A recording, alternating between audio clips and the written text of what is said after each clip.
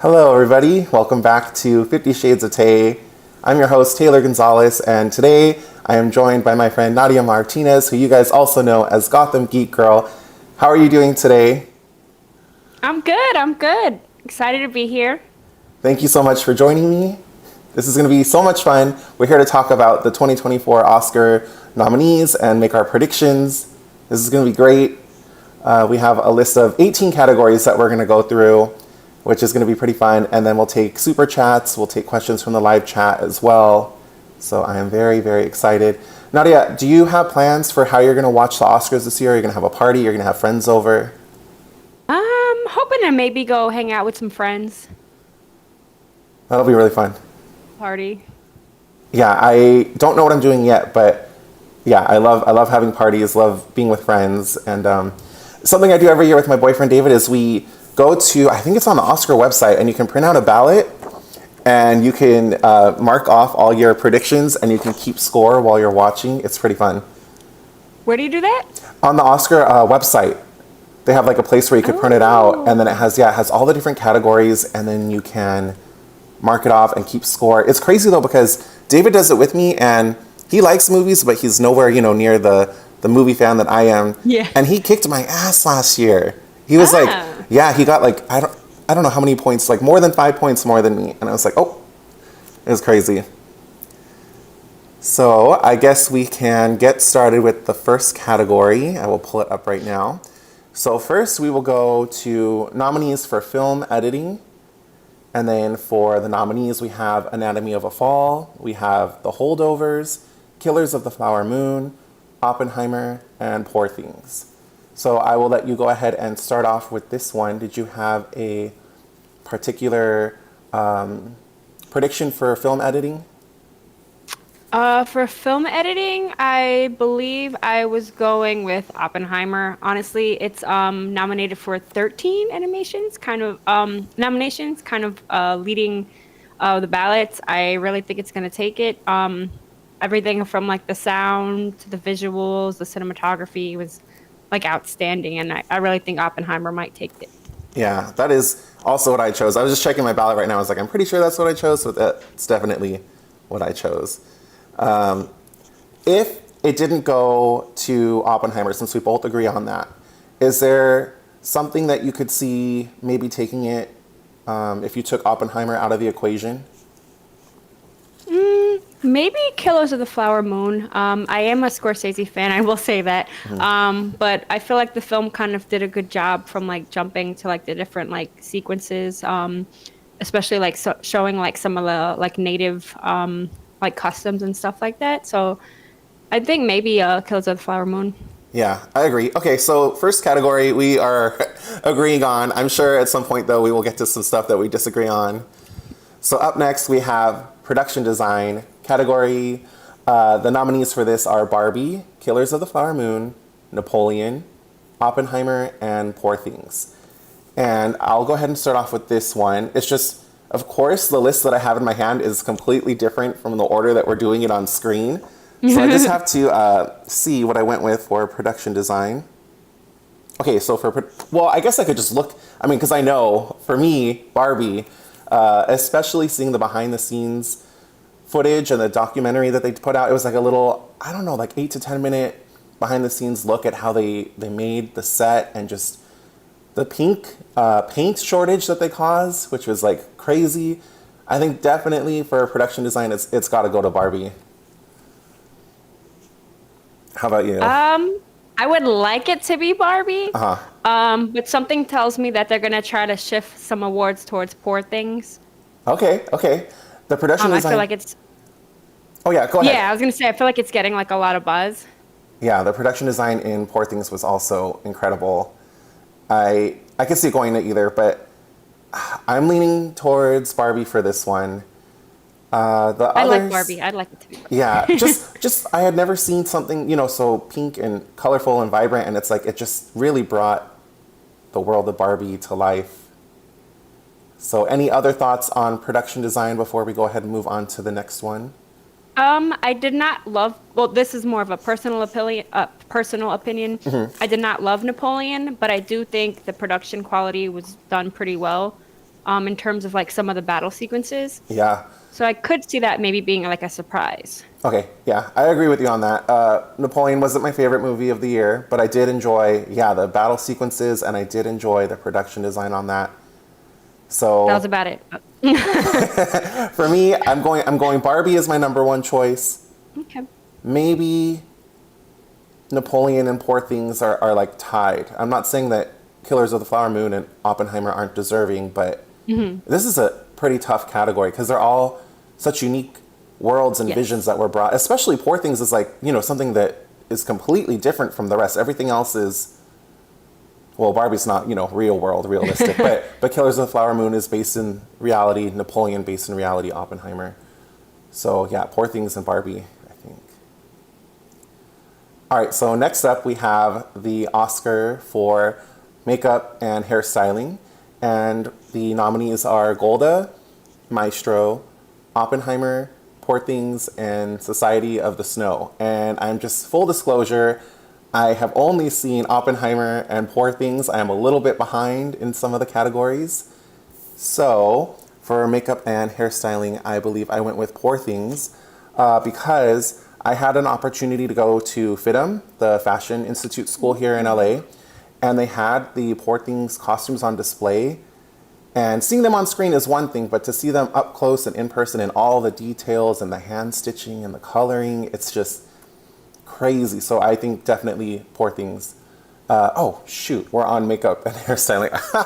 On this other window I have open, I was looking at costuming, but I also agree makeup and hairstyling because Poor Things was very unique and different. So I'm going to go with Poor Things for both categories. Spoiler alert for the next category. For makeup and hair, I'm gonna go with Maestro. I believe, yeah, Kazuhiro is a two-time Oscar-winning makeup artist, and I read that it took Cooper 5 hours in hair and makeup prosthetics to transform him to resemble Bernstein at the age of 70. So I think that they did a pretty good job with this. Not as crazy as say like Batman, Penguin, like he was unrecognizable, but I still think they did a really great job with this and put a lot of work into it. So I could kind of see that taking it. That's great. Yeah, I definitely have to check out Maestro, which is streaming now on Netflix for people who are also needing to catch up like me. But yeah, for me, Poor Things, for you, Maestro. This will be interesting if you also print out a ballot. It'd be kind of fun at the end of the Oscars to compare compare our Yes. scores. That'd be so fun. All right, so here we go. Spoiler alert for costume design, since I accidentally just talked about it in the last one. But Holly Waddington, her costumes are just incredible. I loved them so much. Barbie also, I don't know, that's so tough because all the different, iterations of Barbie throughout the years, all the costuming they brought to life, also crazy. How about you for costume design? For me, I would say Barbie or Killers of the Flower Moon. I think that's another one that they might try to shift towards Poor Things, kind of with the, I guess, horror and like eclectic elements. But I think Killers of the Flower Moon had really great costumes, and same as you just mentioned, Barbie from like all the years. Like, I loved how they did the Barbie costume design. It was really like a good homage. So I would like it to be Barbie. Yeah, Barbie was so crazy to see all the different outfits. You know what's cool is FITM, the place where I got to see the Poor Things costumes. Every year they also do I think they call it Art of Costume Design, where they have all the best, the nominees for best costume design. They have their costumes on display, so hopefully they announce it soon because I really want to see the Barbie costumes up close and in Oh my person. God. I have think to see that'd that. be If I'm in LA, call me. Yeah, oh my gosh, if you are, we should go because that'd be. I would love to see that. All right, up next we have the nominees for cinematography, and the nominees are El Conde, we have Killers of the Flower Moon, Maestro, Oppenheimer, and Poor Things, which is pretty funny because it's like, I feel like every category I'm saying Oppenheimer, Poor Things, Killers of the Flower Moon. So for cinematography, did you have a standout that you think is going to be the one to win? I think absolutely Oppenheimer. You can't like it's Nolan. There's no question. I feel like it was visually stunning. Like you can make like an atomic bomb look pretty. It's crazy. It's just, I think it's gonna be Nolan. Okay, so for this one, I actually do have a different one. I went with Poor Things. I think before I saw Poor Things, I would have 100% gone with Oppenheimer. But Poor Things, the cinematography in it is just so great. And I forgot what YouTube channel it was. It was like Variety, or you know how there's those ones that show like the breakdown of a scene. I can't remember which one, if it was Variety, Hollywood Reporter. One of those did one with the cast of Poor Things. And it was just so incredible to see how they broke down the scene. So I'm gonna go with Poor Things, but like right below it, like my second choice would be Oppenheimer. Because I agree, it was so great. Beautiful. All right, let's see what we have up next. We have the nominees for sound, and in this category we have The Creator, Maestro, Mission Impossible Dead Reckoning Part 1, Oppenheimer, and The Zone of Interest. And again, I haven't seen Maestro yet, so I can't weigh in on that. And I also am behind on The Zone of Interest. I haven't had a chance to check out that. I didn't get to see Zone of Interest either. Yeah. Luckily, the AMC theaters, they do a, what is it called? Like a best of showcase every year leading up to the Oscars. And they put all the movies that are nominated back in theaters, and you can go check them out. So that's pretty fun. And Great. I gotta try and make some of these that I haven't seen yet. But let's see what I put for sound. For sound, oh, I went with Oppenheimer. Yeah. I just thought, yeah. It was nice to see The Creator get a nomination because I thought that movie was really good and really like underestimated. But sound, I have to go with Oppenheimer. Yeah, Creator, I think, was visually stunning, sounded amazing, effects, like, it was, even with the, like, budget it had, the budget wasn't that insane, and it was beautiful. But narratively, it didn't grasp me that much. I really would have liked it to have been a little better. But I do agree, the sound was great, but I think Oppenheimer absolutely will take this. They're gonna walk away with at least 5 awards. At least 5 awards. Yeah, I agree. It's going to be, yeah, the year of Oppenheimer, I think. All right, so up next we have original screenplay, and for this category we have Anatomy of a Fall, The Holdovers, Maestro, May December, and Past Lives. And let's see what I put for original screenplay.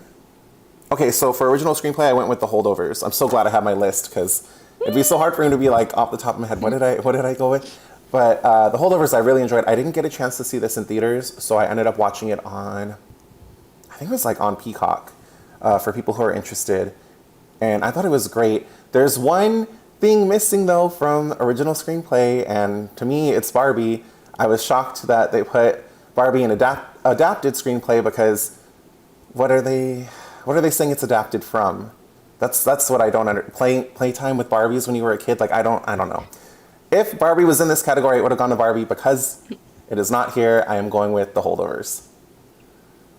Yeah, there is that whole argument about Barbie. It's kind of like unfair because on one end it's like, I don't know, like they don't want to admit things. Like it's kind of like, I don't know. I think I agree with you. It should have been an original screenplay. It's not like, say like even like something like Lego.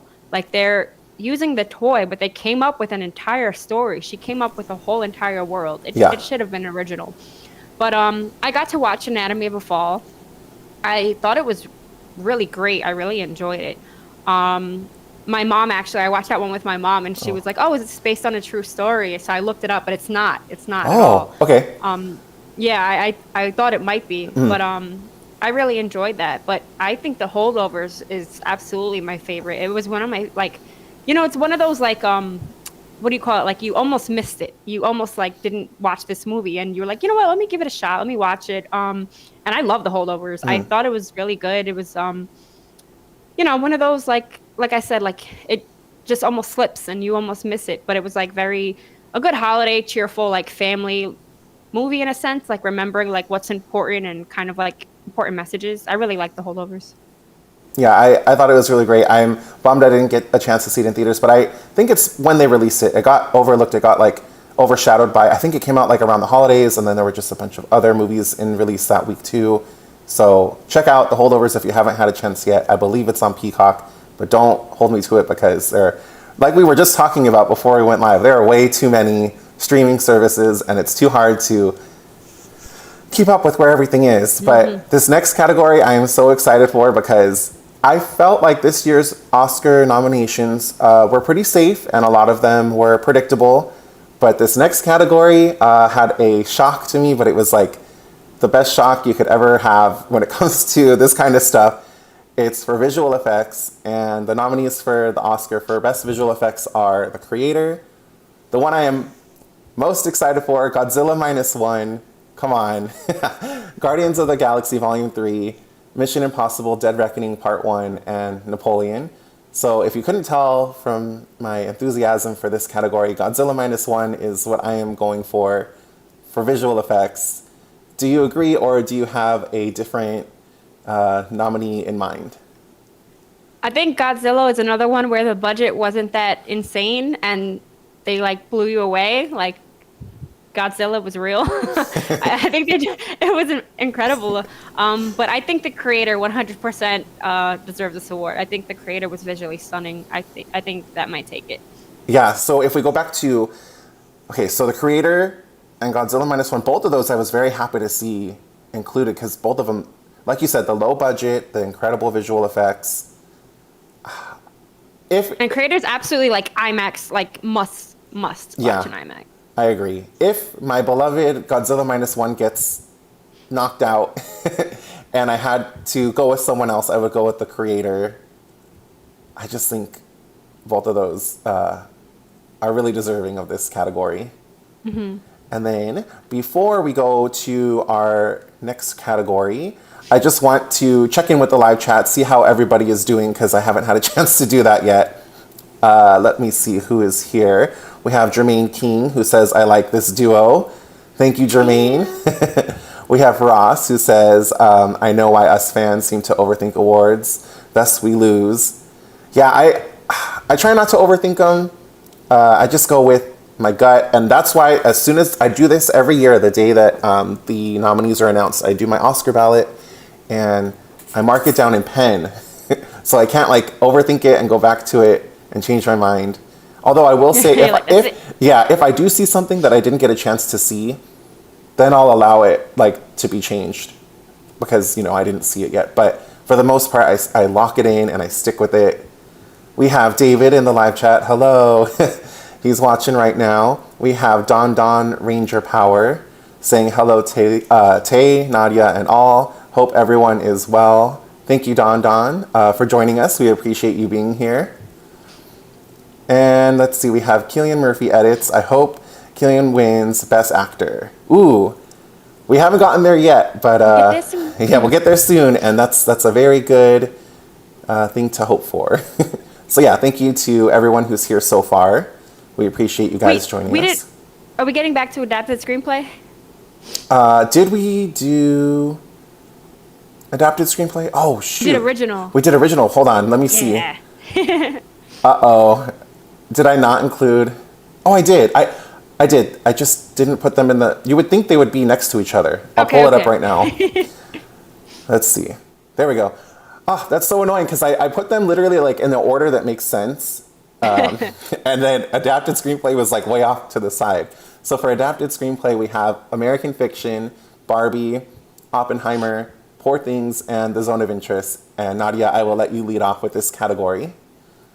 Absolutely American Fiction. I was fortunate enough to go to one of the early premieres and meet Cord Jefferson and watch this early screening, and it blew me away. It was one of my favorite like films last year for sure. I honestly think it should take it. I read that it's actually based off a book, and I love what Cord did with it. The cast was phenomenal. It was really incredible. It was funny. It had like some really like sad, touching moments. It was absolutely my favorite. I would choose American Fiction of all of them. I am so bummed because it sounds like I haven't seen anything because every category I'm like, I haven't seen this, I haven't seen It happens. There's so many. But American Fiction is one that I really, really wanted to see, and I just have not had a chance to do it. So when AMC has their showcase, I don't know the exact name for it. American Fiction is like one of the top ones on my list. But for now, since I haven't seen American Fiction, I'm going with Oppenheimer, but with the caveat that I'm going to probably change my mind to American Fiction. I'm glad you got a chance to see it. Barbie does not belong in this category. And I will say that all day, every day. I don't know what they're thinking it's adapted from. That's shenanigans right there. I don't know. They might give it to Barbie though, just to, you know. Yeah. I don't know. All right, so now let's see what's happened to the order of the categories. Okay, we did visual effects, and now we have animated feature. This was a very interesting category to me because there are only, the 5 nominees that can be here. I have not even heard of Robot Dreams. Have you heard of Robot Dreams? I have not. So when I saw this, I was going to look it up, but I just have been so insanely busy lately that I haven't even had a chance to Google what Robot Dreams is. But for animated feature, we have The Boy and the Heron, Elemental, Nimona, Robot Dreams, and then we have Spider-Man Across the Spider-Verse. And I'm just going to double check, but I'm 99% sure that I went with Spider-Man. Because how could I not? But also, is this thing double-sided? It is not double-sided. You know what would have been lit if I put this in the order that I was going to do? But animated, yeah, I went with Spider-Man Across the Spider-Verse. I love that movie, and it's so deserving. I also really loved Nimona. I thought Nimona was great. That's on Netflix. Did you also go with Spider-Man Across the Spider-Verse? 100%. That's why I wore this shirt, Miles. Absolutely. Yeah. I was not that happy with The Boy and the Heron, to be honest. I don't think it was Studio Ghibli's best project at all. I don't think it was a great way to end, I guess, because I think this was one of his last For films. now. Yeah, okay. But yeah, it was not a grand, beautiful, of course it's beautiful, but what I mean is story-wise and the way, I don't know, I left with a lot of questions and I wasn't that blown away by it. But Spider-Man Across the Spider-Verse, I saw that twice. It blew my freaking mind. And a lot of times there's the whole the sequel is not going to be as good as the first. It was just as good or better than the first. So I'm going with Spider-Man. No, yeah, I totally agree because you never know. The first one was perfection, and then it's a lot of times the sequels you either crash and burn or you get something that's not up to the standard of the first one. But I totally agree that Across the Spider-Verse is just gorgeous, visually stunning. They outdid themselves. If we go back to the nominees for animated film, I agree with you that The Boy and the Heron was not my favorite, and it left me wanting more. To me, it didn't live up to the standards that they had set. Mm-hmm. Elemental, I really enjoyed, and I saw it opening day because I love Pixar, and I will always support Pixar in the theaters where it belongs. But I don't know, when you put Elemental up against Spider-Man Across the Spider-Verse and Nimona, which are so different and really push the envelope and push the limits forward for animation, I just feel Elemental, as far as the visuals, is something that we've seen before. Mm-hmm. So I loved it, but I don't think when you put it up against Spider-Man and Nimona that it has a chance. But we'll see. All right, up next we have the category of original score, and we have American Fiction, Indiana Jones and the Dial of Destiny, Killers of the Flower Moon, Oppenheimer, and Poor Things. And I'll let you go first. I'll let you go first on this one because I have a little bit of a story for this category. So although I unfortunately missed the opportunity to see Poor Things, I had other screenings every time, and I just haven't gotten to see it yet. But I did listen to the soundtrack. Jerskin Fendrix, I believe, is the composer. And I think that stood out to me and was the most memorable, to be honest. I loved the movie American Fiction, but I don't really recall remembering anything from the score. Killers of the Flower Moon, yes, the music was great. Oppenheimer, of course, it was great. But I think best original was Poor Things. It was completely original and very different and kind of an eerie sound. And I don't know. For me, I think Poor Things should take original score. Yeah, I 100% agree. I was obsessed with the score from the minute I heard it in the trailer the first time, just how strange and different it is. But then when you see the film, the music just fits in perfectly with the whole world that is created. And I saw that exhibit at FITM, and they had the score playing throughout the room as you walk through and checked out all the costuming. Okay, so for my story, I was this close to getting the composer of Poor Things to be on my channel for an interview. I know, but he is just obviously and understandably incredibly busy right now. So I'm a little bit sad, but I'm hoping that after, everything dies down from Oscar season that I can get him on here because I love the score. I just thought it was something I had never heard of before. And I'm like 99% sure that that was the first film he ever scored. So that's kind of crazy, like out of the gate to have something so memorable and so unique as what he did with Poor Things. Yeah. So hopefully after Oscar seasons die down, I would love to have him. All right, so keeping with the theme of music, we have the nominees for original song. And the nominees are The Fire Inside from Flamin' Hot, which I have not seen yet, but I want to. We have I'm Just Ken from Barbie. It Never Went Away from American Symphony. And then I am not going to try and pronounce this song, but a song for my people from Killers of the Flower Moon. And we have What Was I Made For from Barbie. So for original song, I went with What Was I Made For by Billie Eilish for Barbie. And I really think just the momentum from the other award shows that have been going on, like the Grammys, the Critics' Choice Awards, just seeing Billie Eilish and her brother Phineas like sweep in this category, I think that they have this locked. Do you? Yeah, I agree. That was my choice. What Was I Made For? I'm Just Ken was like fun and catchy, but I think the whole theme of the movie is it can't be Ken. Like I feel like Ken was just playful, so it was more like memorable and more like memeable, if that makes sense. Like more people can do things with it. But I think What Was I Made For had more of an actual like impact on the movie Yeah. than the original. Like it wasn't made to be as a joke. It was a lot more serious. So I'm gonna go with Barbie. Have you had What a Was I Made chance? Yeah, have you had a chance to check out Billie Eilish's music video for What Was I Made For? No, I have not. It's really pretty, and just the Check it out. performance we got, what was it, like a week or two ago now at the Grammys was just incredible.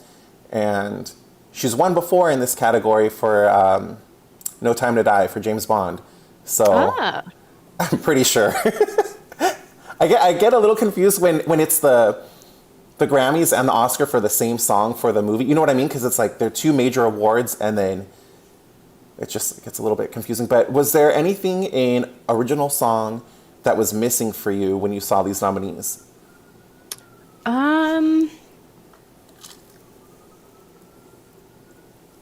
trying to think. That's gonna bother me if it comes to me later. I'll tell you mine. I'll tell you mine. When I was looking at the list for best song for the Oscars this year, there was one giant peach that was missing for me, and that's Peaches from Mario. I just thought that song was so catchy, and it went crazy viral, like on YouTube, on TikTok. Every kid I came across, because I have two nieces, they're obsessed with it. All my friends were singing Peaches everywhere, and I just feel like Jack Black, it's a playful song, it's a fun song, but it's so catchy, and it's original, and it should have at least gotten nominated. That's what I think. You just reminded me, my actual other choice for animated wasn't nominated either, the Ninja Turtles. Oh man, you're right. Yeah, I'm I obsessed thought with that that movie. killed it. That would have been competition to me, but I still think Spider-Verse will wipe them all away. But Right. I think Teenage Mutant Ninja Turtles was my second favorite animated movie. No, I 100% agree, and I probably would have switched out that robot movie that neither of us have heard of, and put Ninja Turtles there because it was also a very unique art style, and it was such a fun film, very funny, and I loved how they had the kids who voiced the turtles in the same room and just like let them riff and let them like have fun and just go So with natural. it. Yeah, it felt very natural, and the conversations were just flowing.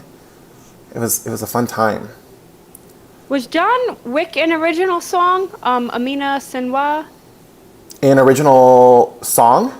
Yeah. Let me go back to the nominees. No. No, she's not nominated, but I'm trying to think if her Oh. song was an original song because I think John Wick had a banging soundtrack. Yeah. I don't know off the top of my head. But yeah, John Wick had some great music in it. So really quick before we move on to the next category, just going to check in with the live chat.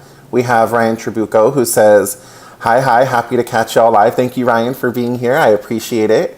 We have David who is saying TMNT deserved a nomination at least. Yep, 100% agree on that. TMNT, poor guys, poor turtles. But just for a reminder, everybody who is here in the live chat, we also have super chats turned on, and any support for the channel is greatly appreciated. But just thank you to everyone who's here so far and who's been joining us. We appreciate that as well, and it's been pretty fun. We have a few more categories to get through, and then at the end, we'll take any super chats, any questions, and I want to hear from you guys too in the live chat when we get there. How you guys are planning on watching the Oscars this year? If you're going to any parties, hosting any parties, I think that'd be kind of fun to talk about. So our next category is going to be for actress in a supporting role. And we have Emily Blunt for Oppenheimer, Danielle Brooks for The Color Purple, America Ferrera for Barbie, Jodie Foster for Nyad, and Divine Joy Randolph, right? Divine? For The Holdovers. And which one are we doing? Actress in a supporting role. Supporting role. Got it. For mine, I put Divine Joy Randolph for The Holdovers. I just thought her performance was great. I've already loved her in all the like comedic stuff she does, but to see her do something so serious, it was just like very refreshing to see, and I just thought she was great in this movie. For me, I have Divine. I think she's gonna take it, but my other choice would have been America Ferrera. I think America had honestly the most, I don't know, I guess like heartfelt performance in Barbie. Not to knock Margot Robbie, but I think America had a scene that was a little more impactful. So I kind of think she deserves Best Actress in a supporting role. But Divine Joy Randolph might be my choice because, like you mentioned, she balanced like a lot of the humor and the serious elements, like her losing her son.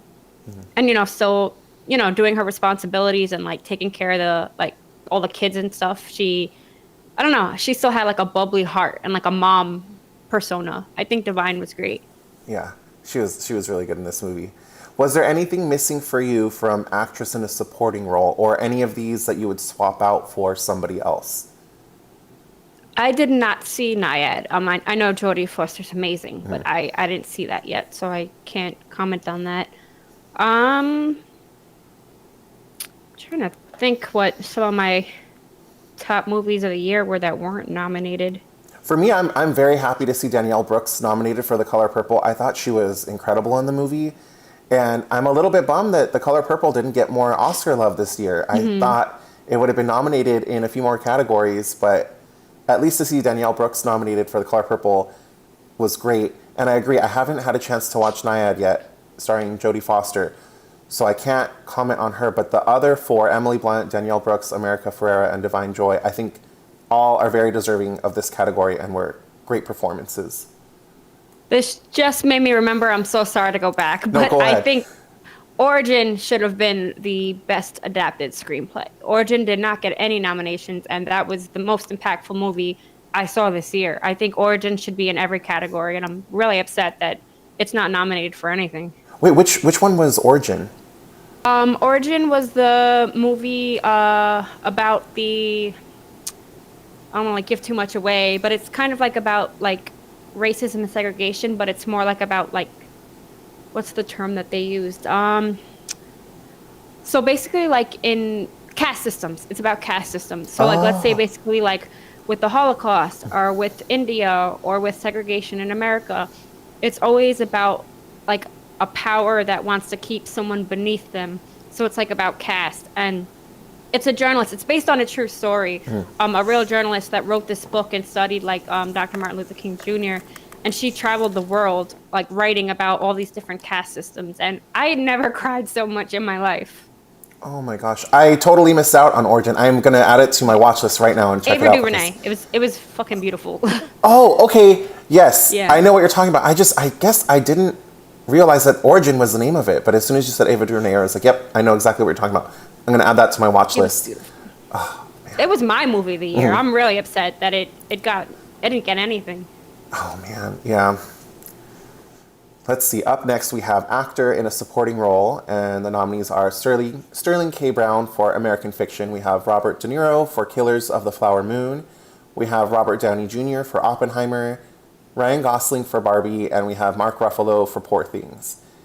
And I am pretty sure I know who I went with for this. Yeah, okay. For actor in a supporting role, I went with Robert Downey Jr. for Oppenheimer. And the reason I went with this is who I think will win for actor in a supporting role. Because I want the point when I'm battling David. I think it will be Robert Downey Jr., but who I think deserves to win and who I would vote for would be Mark Ruffalo. He was incredible in Poor Things. I loved his performance. I thought it was really nice to see him get to flex his acting muscles again because it's been a minute. I know a lot of people think of him as the Hulk in the MCU. He has a lot of other amazing performances out there other than the MCU, and this is one of them. So I loved his performance in Poor Things. Who do you have for best actor in a supporting role? So who I think will win is Robert Downey Jr. Oppenheimer. He already won Best Supporting Actor at the Golden Globes, and I feel like that's kind of a hint at who might win this. But for me, I think Sterling K. Brown deserves it in American Fiction. He was amazing. He plays the main character's brother, and I think he used to be married to a woman, I believe. I'm trying to remember. I'm sorry, but he's gay now. And he's going through like, I don't know, like a lot of like internal like turmoil, like drinking and drugs. And I think his performance was outstanding. Sterling K. Brown, like basically owned the movie to me. I think he had the best performance. I think he absolutely deserves supporting role. I am dying to see this movie. If I get a chance to see it So good. before the Oscars, and I change my mind, I will let you know. I'll text you and I'll let you know because I really want to see it. He was the best character. It's funny. It's sad. It was so great.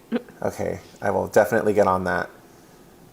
All right, so up next we have nominees for actress in a leading role. We have Annette Bening for Nyad. We have Lily Gladstone for Killers of the Flower Moon.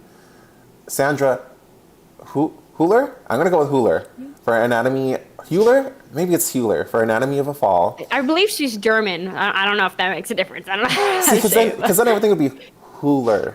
But then the two, I don't know. Sandra H. We'll go with Sandra H. We have Carey Mulligan for Maestro and Emma Stone for Poor Things. And I'm so torn on this category. This is probably the category I'm most torn on because I want Lily Gladstone to win so bad for Killers of the Flower Moon. Her performance was incredible, and also it would be a historic win. However, Emma Stone in Poor Things, I think this is Emma Stone's best performance of her career, and she deserves this. But there can only be one winner. So for actress in a leading role, I went ahead and I marked down Lily Gladstone for Killers of the Flower Moon. Even though Emma Stone is also equally deserving, I have to go with my gut, and I'm going to say Lily Gladstone, Killers of the Flower Moon for actress in a leading role. And then if, for whatever reason, it did not go to Lily, I would say Emma Stone for Poor Things would be my runner-up. So I totally agree with that. I think Lily Gladstone deserves it. I think she was phenomenal. I think Emma Stone, though, is going to take it. I feel like it's one of those, if it doesn't win like Best Actor, if it doesn't win Best Movie, they're going to give her Best Actress. I have not seen it yet, so I can't judge her performance, but I've been hearing incredible things about it. I want Lily, but I think Emma might take it. Oh, I think this is probably for me, the hardest category, and I could see it going either way. I won't be upset if it's either of them. But what do you think the odds are that Annette Bening comes in and takes it, Sandra H takes it, or Carey Mulligan? Do you think that there's a chance, or do you think 100% it'll either be Lily Gladstone or Emma Stone? I did enjoy Anatomy of a Fall. I don't know if her performance was like, oh my God. Like, I thought the movie was great, but I don't know if it was like I don't know. That's a tough one for me. That's a tough one. It's a tough one. You know what I just realized too, saying the two nominees back to back, Lily Gladstone and Emma Stone, this could be another one where someone messes up when they're announcing it, when they open that envelope and they see the word Stone. Stone's in both of the last names. Could you imagine accidentally saying the wrong name when you're up on that stage because you're I'd be nervous and you so just see mad. Stone. Oh my gosh, this could be dangerous. All right, so now we are getting to our final three categories, which is crazy. We have actor in a leading role, and the nominees are Bradley Cooper for Maestro, Coleman Domingo for Rustin, Paul Giamatti for The Holdovers, Cillian Murphy for Oppenheimer, and Jeffrey Wright for American Fiction.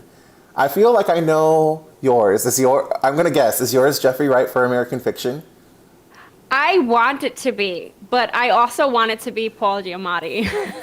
I I know. think Paul's gonna take it. I love The Holdovers and I love the American Fiction, and it's crazy because both of those are like very like not to say like small movies, but you get what I'm saying. They're not like the blockbuster. Like, oh my God, everyone's running to see it. It's one of those like, oh, you know what? I haven't seen this movie yet. Let me go check it out. And those two were my favorites. So I hope it's Paul or Jeffrey. Okay, so I'm going with Cillian Murphy for Oppenheimer. I think he was incredible. He's in so much of Oppenheimer too. You know what I mean? Like some of the leading roles, they are more of an ensemble, if that makes sense. But for me, Cillian Murphy as Oppenheimer, he's the lead, and then he has an incredible ensemble around him. But he really elevates the movie. I haven't seen American Fiction, so I don't know about Jeffrey Wright. But if I was told Cillian Murphy, for whatever reason, was not on the nominees, then I would say Paul Giamatti for The Holdovers, and then he could celebrate at In-N-Out afterwards. So for me, I'm going to go with Cillian Murphy for Oppenheimer. Second choice would be Paul Giamatti for The Holdovers. I think that's it. Was there anyone missing for actor in a leading role for you? Was there anyone that you saw this list and was like, where is so and so? So I love Leo throughout the years. I think he's always given like absolutely incredible performances. But Killers of the Flower Moon wasn't as I say impactful as his other roles, if that makes sense. So I kind of think they went with like good choices. Yeah, I agree. When I saw that Leo wasn't nominated, but then I saw this list, I was like, well, it's a really good list, and it's a very diverse list, which is nice to see as well. And it's like, if I were to nominate Leo, who would I take out? And it's like, well, Exactly. I don't think I would take anyone out. And I don't know about Jeffrey Wright, but just based on what you've said, based on what friends have said, I think he's deserving of this nomination. So it's like, I don't know where he would go, where we would put him. All right, so we have the nominees for directing. We have Anatomy of a Fall. We have Killers of the Flower Moon, Oppenheimer, Poor Things, and The Zone of Interest. And I am 99% sure I know what I went with, but I just want to double check. Okay, so yeah, for directing, I marked in pen Oppenheimer, Christopher Nolan. I really think he's going to get it. But if, for whatever reason, he didn't, I would go with Yorgos Lanthimos for Poor Things. That would be my runner-up.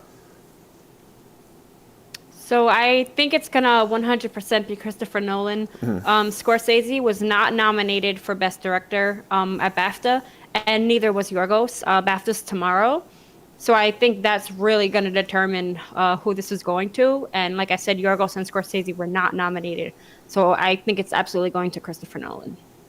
What do you think about Scorsese? It's funny because I think I actually enjoyed Killers of the Flower Moon more than Oppenheimer. They're both incredibly long movies that you have to really like pay attention to.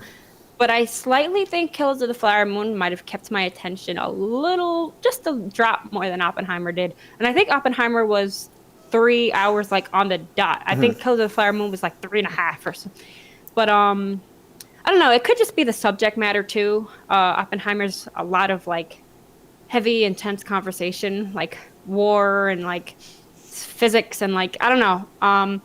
But both of those are two of my favorite directors, like of all time. like, so I don't know, but I really think Nolan's gonna take it. I think it's going to be Christopher Nolan. If not him, then Yorgos for Poor Things. I do think, though, there's a slight chance of Killers of the Flower Moon for Scorsese taking it, but it's just a tough category this year. It is nice to see both The Zone of Interest and Anatomy of a Fall also in this category. But I think it's I think it's between the other three, Killers of the Flower Moon, Oppenheimer, and Poor Things. Actually, can I tell you a really funny story of how I saw Oppenheimer? So actually, you were there. You were in San Diego for Comic Con, and I went while we were there because it took place at the same time. Barbenheimer Yes. took place at the same time as Comic Con, which was crazy. And so after, I think it was like day 2 of Comic Con, David and I went to the AMC down there to watch Oppenheimer in IMAX because I was like, we have to. Even though we were exhausted from walking around the convention center all day, I was like, we have to see Oppenheimer. So we went to the AMC, and like you said, it's 3 hours. The air conditioning was broken in the IMAX room, and it was, I'm not even exaggerating, it had to be like over like 80, 85 degrees in that room. And everyone, I looked around throughout the movie, everyone was just dripping sweat. I could feel sweat like dripping down my leg. It was the most uncomfortable movie seeing experience of my life just because I've never been locked in a room where it's that hot for 3 hours. God. I think David even said afterwards he was like getting like lightheaded, but we stuck it out for cinema, for Christopher Nolan. But oh man, I don't think I could ever do that again. It made it very immersive. It made me feel like I really was out there in the middle of, yeah. But I just could not believe it. It was just 5DX. oh God, it was not a good time. All right, so this will bring us to our final category, and that is the nominees for Best Picture. And my picture is covering the bottom part, but I will see if I can list off everybody. So we have American Fiction, Anatomy of a Fall, Barbie, The Holdovers, Killers of the Flower Moon, Maestro, Oppenheimer, Past Lives, Poor Things. Is that 10, or am I covering one? Oh, I am covering one. Who am I missing? American Fiction, Anatomy of a Fall, Barbie, The Holdovers, Killers of the Flower Moon, Maestro, Oppenheimer. Oh, the Zone of Past Interest is Lives, missing. Poor Things. Yes. Okay, so those are our 10 nominees. It's a stacked category this year. I could see it going to several, but for me, for Best Picture, I'm going with Oppenheimer. I think it has the best chance, especially when you look at all of its other nominations this year. I think Oppenheimer has the edge on this category. Yeah, I completely agree. Oppenheimer is nominated for 13 nominations. I think I read, yes, it's expected to secure 10 BAFTA awards tomorrow, so that could make it the most awarded film in the history of BAFTA. So I absolutely think it's going to get Best Picture. It had 546 nominations, 264 wins, including the Golden Globes. So that was already Best Director, Best Motion Picture, Drama, and many others. So I absolutely think it's going to be Oppenheimer. Yeah, Like visually, or cinematography, the performances, everything. if it didn't go to Oppenheimer for whatever reason, do you have a runner-up in your mind? So objectively, subjectively, because I would love American Fiction, but I think it might be Killers of the Flower Moon, The Holdovers, Poor Things. I feel like those are like the main hitters.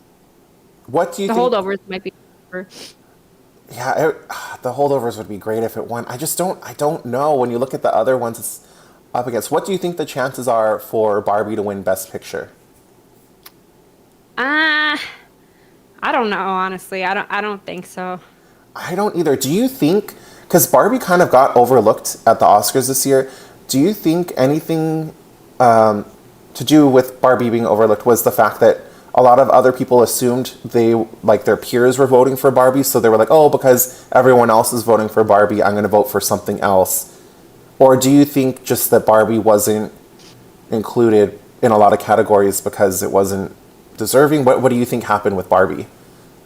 I think it's really tough because when you look at it as a whole, like Barbie got everyone in theaters. Like it had like absolutely like astronomical blockbuster numbers. It got everyone out.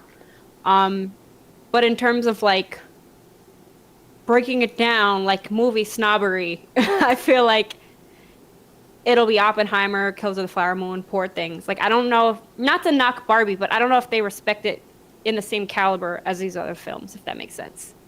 Yeah, I really wonder if people thought because of Barbie's popularity. Oh, everyone else is voting for Margot Robbie. Everyone else is voting for this, for that. I'm going to just choose a different nominee. Because it is a little weird to me that Barbie's missing from a few categories. But I do think it still has, like I said earlier, production design. I think it has a couple other categories like that, like this song, original song. I think it has some categories that it has a very high chance in. Yeah. Honestly, I was sad to see Greta Gerwig not get the director nomination. I thought she deserved it. It was kind of a bummer to see her missing from that category. So we've been streaming now actually for over 50 minutes. That went by fast. Honestly, that like flew by. I was like, oh my God, there's 18 categories. How are we going to get through all of them? We couldn't include all the categories because then we'd be here all day. But we have about maybe 10 minutes to take questions and super chats from the live chat since we're both here and we have a little bit of extra time. So if you're still here hanging out with us, thank you so much for sticking around. And if you guys have any questions or if you want to let Nadya and I know how you guys are going to be watching the Oscars this year, I wish I knew. After this, I'm going over to hang out with Chris and Amy. So I'm going to go ask them. I'm going to be like, are we having another Oscar party? Because last year we had an Oscar party at Chris's place and it was so much fun. And this year, I'm serious. I don't know if they're watching right now, but I'm going to make Jell-O shots because Jell-O shots are like my favorite thing in the world. And for my birthday, a bunch of my friends got me like the mix to make Jell-O and then vodka so I can make it. So if we have a Oscar viewing party at Chris's again, I will make Jell-O shots. And if not, maybe I'll host one here because I love being around friends and I don't know, just like not being competitive, I guess, but a little bit competitive when it comes to the ballot.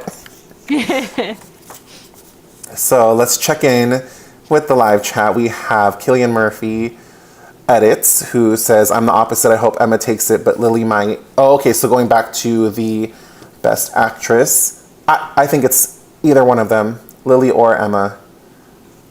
I really do. We have Ryan Tribuco saying the irony of that is Emma Stone's envelope for Best Actress in La La Land led to the Best Picture fiasco between La La Land and Moonlight. That is true. The last time a envelope mix-up happened, it was with Emma Stone as well, so it could happen again because Emma Stone and Lily Gladstone both have Stone in their last name. That'd be crazy. All right, we have, I'm not sure how to pronounce your first name, but we have Tebaho, I think is how you say it. Sorry if I'm mispronouncing your name. Do you guys see Pedro Pascal winning an Oscar in the future? 100%, yeah. It's just going to take the right role, I think, because I think he's an incredible actor, but a lot of his stuff right now is actually series, like television, so not movies, because what I'm thinking of off the top of my head, Mandalorian, The Last of Us, I don't see Fantastic Four getting an Oscar nomination, but I think it's the right role. I think the right dramatic role for Pedro will lead to an Oscar win for him. It just might take a little bit because of the projects he's working on right now. What about you, Nadya? What do you think the odds are of maybe within the next 5 years, Pedro Pascal getting an Oscar? I agree. I think it just depends on the type of role he takes.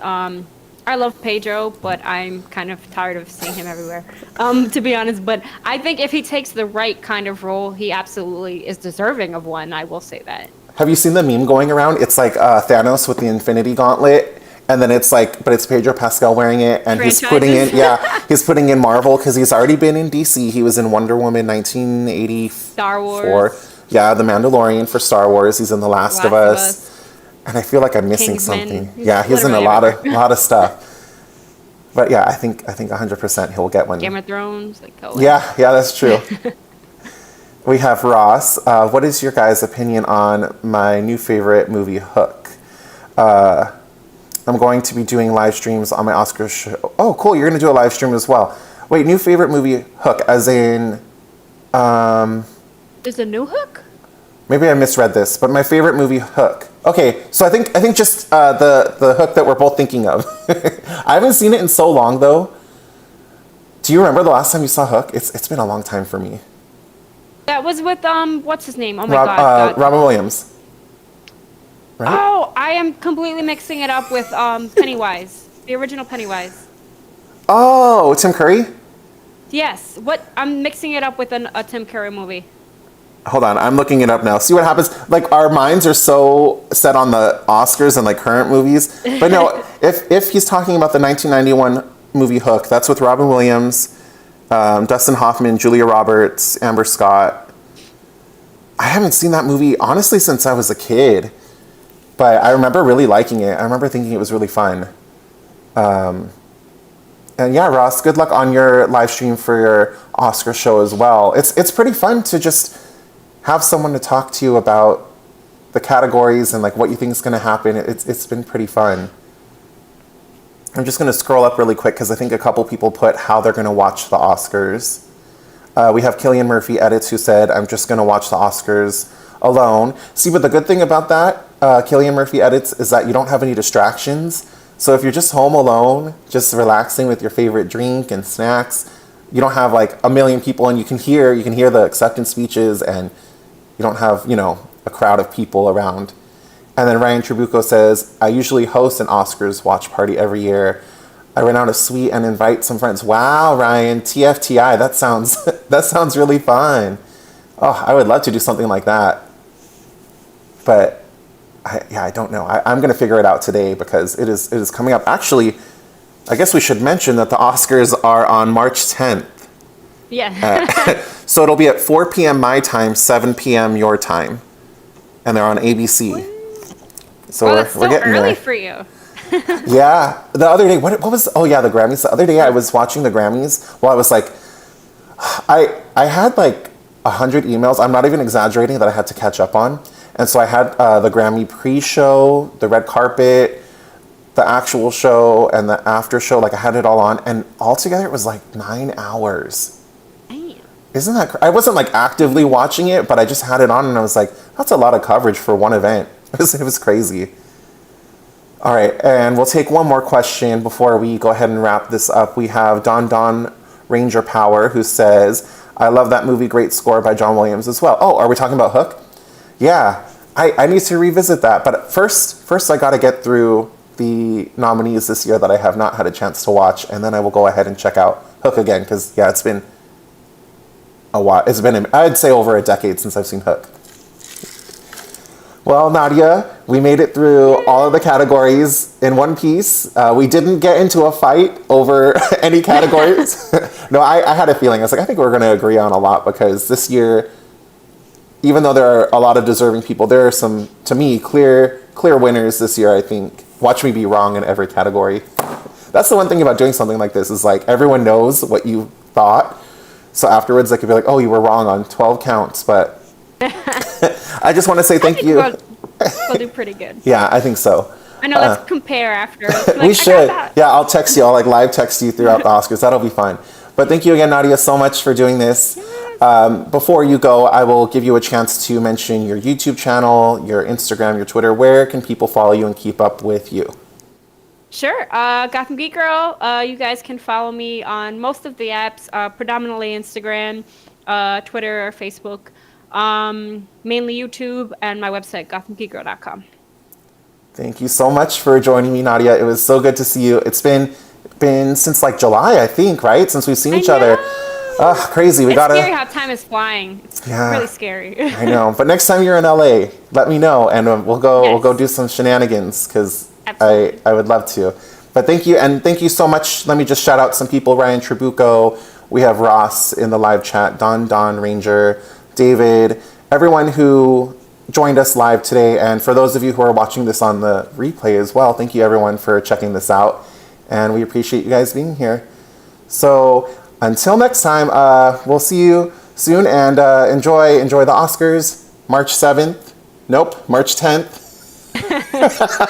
I feel like I've been saying the wrong date. But yeah, thank you guys for being here, and we'll see you guys again soon. Bye.